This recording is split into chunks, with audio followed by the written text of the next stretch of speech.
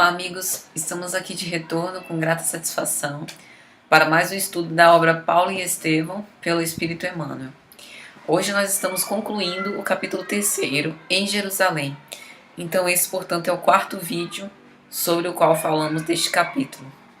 E já no finalzinho, só para recapitular, no vídeo anterior nós falamos sobre o colóquio íntimo e emocionante entre Simão Pedro e Gesiel, agora batizado de Estevão, e esse encontro, de duas almas afins que sentiam a simpatia pela reciprocidade dos seus ideais à luz da moral cristã. E aí Emmanuel vai falar um pouco agora sobre a Casa do Caminho em Jerusalém. Em Atos dos Apóstolos, quem está acompanhando os vídeos do nosso outro estudo, nós decidimos estudar a obra Paulo e Estevão concomitantemente com o estudo de Atos dos Apóstolos, porque à medida que nós vamos descortinando essas cenas do cristianismo primitivo sob a pena de Emmanuel, nós também vamos ver as narrativas de Lucas lá em Atos, que também falam sobre os apóstolos, E quem está acompanhando o outro estudo vê que nós já estamos mais avançados em relação à primeira comunidade cristã. Lá no estudo, João e Pedro já foram presos e já foram levados ao Sinédrio para se explicar perante as autoridades locais, perante os doutores da lei.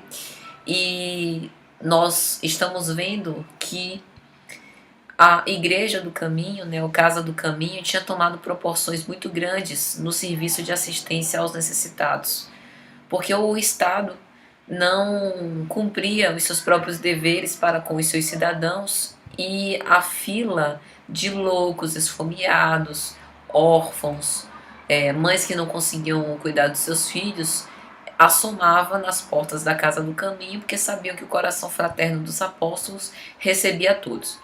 Emmanuel vai narrar que na hora das refeições, filas imensas dos necessitados acorriam à Casa do Caminho para pegar um prato de sopa. Então Emmanuel vai dizer que a Casa dos Apóstolos em Jerusalém apresentava um movimento de socorro cada vez maior aos necessitados, requerendo vasto coeficiente de carinho e de dedicação. E naquele momento João e Pedro, os mais desvelados e abnegados dos apóstolos, eles estavam acumulando as tarefas com ingente sacrifício. Com o concurso dos companheiros, haviam construído um pavilhão modesto destinado aos serviços da igreja, cuja fundação iniciavam para difundir as mensagens da Boa Nova.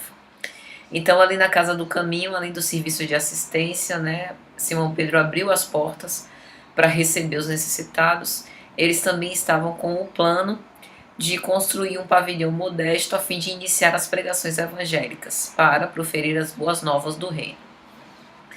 E aí a gente vai chegar numa reflexão interessantíssima que Emmanuel faz. Eu já li essa obra pelo menos 2 ou 3 vezes, e eu não tinha prestado atenção nessa passagem que eu vou ler agora. Só agora, estudando aqui de 3ª ou 4ª vez, é que essa passagem realmente me saltou os olhos. Ele diz assim: veja que ensinamento sublime. A assistência aos pobres, entretanto, não dava tréguas ao labor das ideias evangélicas. Foi quando João considerou desarrazoado que os discípulos diretos do Senhor menosprezassem a sementeira da palavra divina e despendessem todas as possibilidades de tempo no serviço do refeitório e das enfermarias, visto que, dia a dia, multiplicava o número de doentes e infelizes que recorriam aos seguidores de Jesus como a última esperança para os seus casos particulares. Então veja que interessante. O serviço da caridade, o serviço assistencialista, que era o que a Casa do Caminho fazia também, é um serviço muito justo, porque as desigualdades sociais pululam na sociedade odierna, graças ao orgulho e ao egoísmo de muitos de nós, e a essa detenção dos recursos, deixando os ricos cada vez mais ricos e os pobres cada vez mais pobres. Se nós tivéssemos a moralidade em níveis mais elevados entre todos nós, possivelmente os detentores desses recursos, os dirigentes, os políticos, poderiam utilizar esses recursos que chegam às suas mãos para aplacar a fome de muitos e fomentar o desenvolvimento e o progresso da sociedade de uma forma mais significativa. E aí o que Emmanuel está dizendo, veja só que coisa interessante. Ele está falando que o serviço de assistência dos pobres pela Casa do Caminho, o serviço no refeitório e nas enfermarias, era importante, era a tônica do trabalho, mas que o labor das ideias evangélicas era uma grande sementeira. Vamos nos lembrar que mais de uma vez Jesus se refere a nós, almas, quanto espírito, solos. Quando ele conta a parábola do semeador, e um homem saiu a semear. Parte das sementes caíram à beira do caminho. E vindo os salteadores, vindo o inimigo, acabou roubando essas sementes, né? Roubando os frutos dessas sementes. Outra parte das sementes caiu entre os pedregulhos e, como não tinha profundidade suficiente, não fincaram raízes. E vendo as primeiras radiações solares, secaram as folhas e as plantas morreram, não deram frutos. Outra parte das sementes caíram entre os espinheiros, e os espinheiros acabaram extirpando essas folhas, né? Essas folhas jovens que iam sair, e também não deu fruto, porque acabou sufocando essas plantas que estavam começando a se desenvolver. E outra parte das sementes caiu na boa terra, e elas renderam, conforme a fertilidade do solo, 30, 60 e até 100 por 1. Então veja que Jesus nos compara a solos, e nós estamos sofrendo uma transição à medida que evoluímos. E essa transição ela é fruto de uma reflexão íntima, de uma mudança de conduta moral. E esse é um serviço impostergável nosso. Então observe que a função precípua não é exatamente assistir com pão, remédios, cuidados fraternos. Isso lógico, porque aquelas almas estão encarnadas, então estão passando por esse ergástulo carnal, sofrendo esses padecimentos naturais da vida de encarnados, né, da vida corporal, e precisam superar isso para poder pensar no acrisolamento espiritual. Mas eles não podiam perder de vista que, como Jesus sempre falava para espíritos, eles também precisariam falar para espíritos. Eles precisariam deixar as sementes da Boa Nova para germinarem naqueles corações. E é isso que Emmanuel fala. Foi quando João considerou desarrazoado que os discípulos menosprezassem a sementeira da palavra divina e despendessem todas as possibilidades apenas no serviço de assistência. Isso não significa que nós não devemos fazer a caridade, muito pelo contrário. Mas significa que nós não podemos menosprezar o potencial da difusão da palavra evangélica, dos ensinamentos da Boa Nova, em prol de gastar todos os serviços apenas, ou melhor, em prol de gastar todos os recursos apenas no serviço de assistência aos necessitados. Então eu achei isso muito importante. Então ali Simão começou a designar quem ficaria no serviço de enfermarias, quem ficaria no serviço dos refeitórios, designando alguns auxiliares, para que então houvesse mais tempo para que eles pudessem construir o pavilhão modesto e começar a difundir essas mensagens da Boa Nova.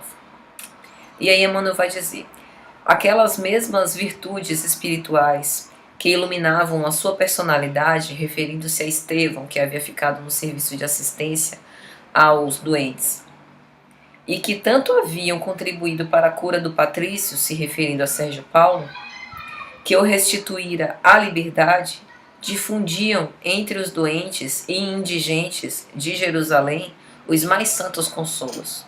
Através daquelas mãos prestimosas, daquelas mãos amorosas de desvelado carinho, os enfermos, um a um, começaram a ter curas quase milagrosas. Então a fama de Estevão começou a se espalhar pelas cercanias, e em pouco tempo ele se tornou famoso em Jerusalém. pelos seus feitos quase miraculosos. Considerado como escolhido do Cristo, sua ação resoluta e sincera a regimentar em poucos meses as mais vastas conquistas para o evangelho do amor e do perdão. Seu nobre esforço não se limitava à tarefa de mitigar a fome dos desvalidos. Entre os apóstolos galileus, a sua palavra resplandecia nas pregações da igreja, iluminada pela fé ardente e pura. Então eu acho que este é o ponto.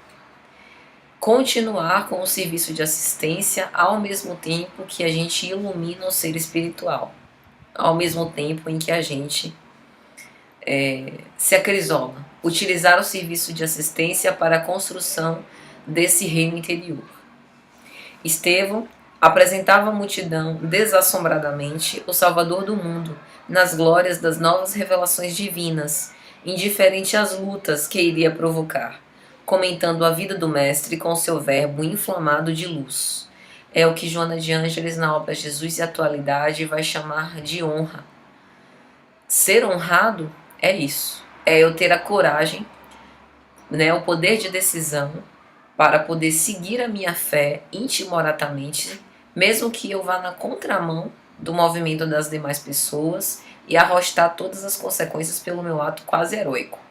Então isso é honra, É seguir o que é certo, independente que as outras pessoas ajam em contrário ou pensem mal de mim. Alma temperada na forja sublime do sofrimento, a sua pregação estava cheia de lágrimas e de alegrias, de apelos e aspirações. Quando a gente ouve um discurso que nos comove, em geral, o orador passou por aquele sofrimento. E ali ele está falando não de palavras ego-pensadas, mas de experiências vividas. E quando a gente ouve uma pregação de experiências vividas, é bem diferente. Porque tem sabor de verdade. Porque a pessoa fala com o coração, com o sentimento. Não fica algo hipotético. Não fica... Não soa como uma quimera, como algo longínquo. É a experiência que alguém nos relata. Então, meus amigos, Estevão não nos cansa de dar um exemplo contundente e enternecedor com respeito ao verdadeiro mártir do Evangelho. Então é isso, meus amigos, espero que vocês tenham gostado. Até a próxima, se Deus quiser.